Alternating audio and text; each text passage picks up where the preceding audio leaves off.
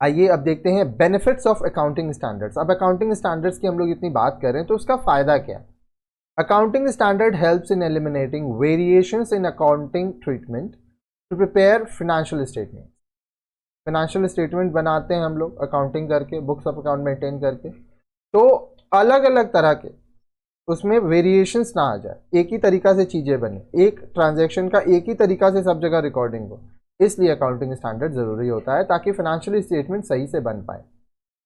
Accounting standard may call for disclosure of certain information which may not be required by law, but such information might be useful for general public, investor and creditors।